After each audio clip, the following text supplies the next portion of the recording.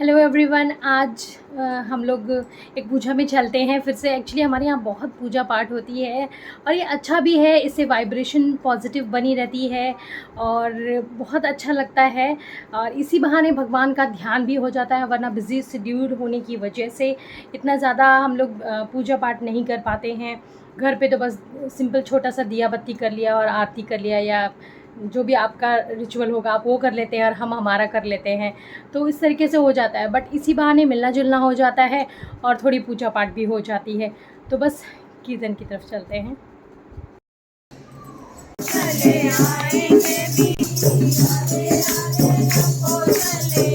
आएंगे, आएंगे बिहारी, चले आएंगे बिहारी, आएंगे बिहारी।